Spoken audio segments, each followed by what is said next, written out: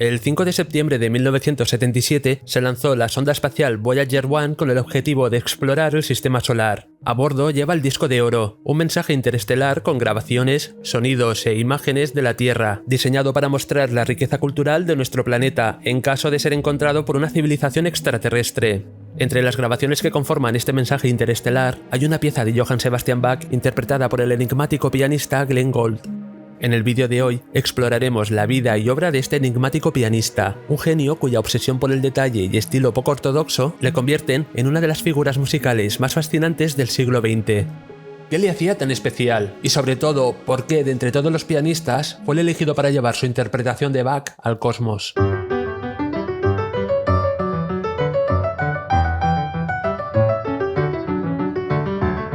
Aunque la prensa y los medios se solían referir a él como un artista excéntrico, Glenn Gould siempre rechazó esa etiqueta.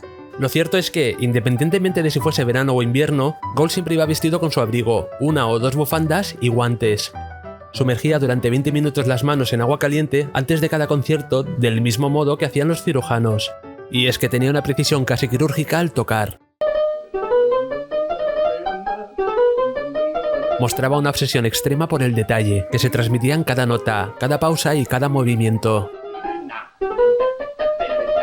En sus grabaciones, en el micrófono de los pianos se colaba su canturrío constante. Solía tararear mientras tocaba, a menudo involuntariamente, cosa que se convirtió en su sello personal. Siempre viajaba con su pequeña y deteriorada silla, que lo hacía tocar con su característica postura encorvada, con las teclas a la altura de la nariz. Nunca tocaba sin ella, y la llevaba a cada actuación y grabación. La construyó su padre cuando era tan solo un niño. Glenn Gould, nacido en Toronto en 1932, empezó a tocar el piano con 3 años. Su madre, quien se dedicaba a la música, le enseñó todo lo que sabía. Aprendió a leer música antes que palabras. Con 10 años entró en el conservatorio, donde le dio clases el reputado pianista chileno Alberto Guerrero, quien fue su profesor durante 10 años. Y fue quien le trasladó la fascinación por las variaciones Goldberg, la obra que años después le lanzaría a la fama. Gould recuerda que en el colegio los niños le golpeaban y él nunca devolvía los golpes, cosa que hacía que se ensañasen más con él. A los 19 años dejó de estudiar al ver que ningún profesor podía enseñarle nada más. Realizó conciertos por todo Canadá y sus presentaciones se volvieron populares en el país. La gente acudía en masa para presenciar la extraña belleza de aquella figura encorvada, sentada en su destartalada silla, con la nariz casi rozando las teclas. Y no solo se quedaban fascinados por su singular apariencia, sino sobre todo por su revolucionaria forma de tocar. En 1955 dio el salto a los Estados Unidos para iniciar su carrera internacional. Tras un concierto en Nueva York, la discográfica CBS Masterworks le propuso a Glenn grabar un disco. Para esa primera grabación eligió las variaciones Goldberg de Johann Sebastian Bach. La discográfica tenía reticencias en grabar esa obra, ya que la música barroca solía pasar desapercibida para el público. Contra todo pronóstico, el disco batió récords y relegó a Louis Armstrong al segundo lugar. Algo había cambiado en la música clásica. Era como si, de repente, alguien hubiese abierto una ventana, dejando que el aire revitalizara un mundo que hasta entonces vivía anclado en el pasado.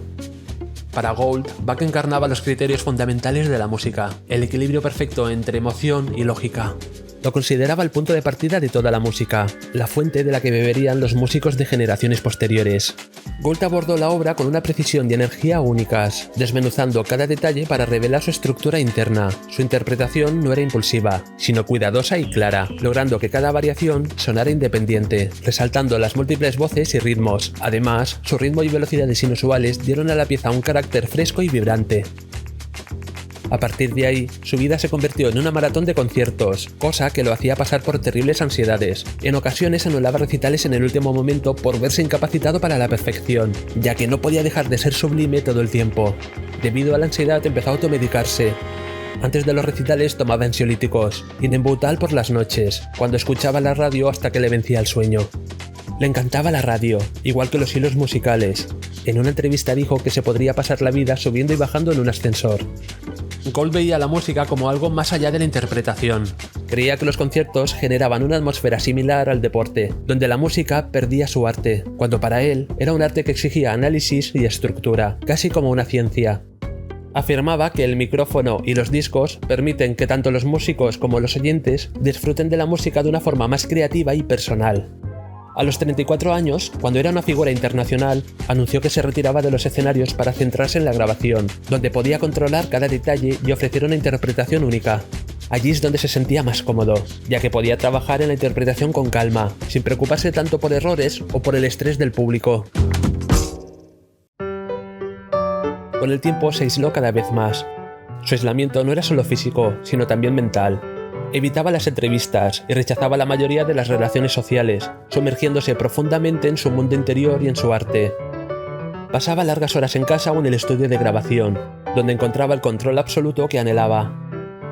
Gold se convirtió en una figura enigmática, en un genio solitario que buscaba la perfección en la música desde la distancia, protegido del ruido y de las distracciones del mundo exterior.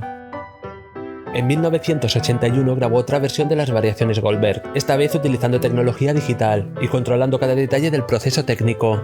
Fue una interpretación más introspectiva y madura en comparación con su primera grabación de 1955. Un año después, en 1982, Gold falleció, dejando esta última versión como un testamento de su visión musical y su búsqueda incansable de perfección. Leonard Bernstein dijo de él que nunca utilizaba partituras, apenas ensayaba y no le hacía falta, ya que tocaba el piano con el cerebro. Herbert von Karajan afirmó que su estilo abrió el camino del futuro de la música clásica. 20 años después de su muerte, exámenes científicos diagnosticaron que probablemente padecía el síndrome de Asperger, una teoría que muchos que comparten este trastorno también apoyan.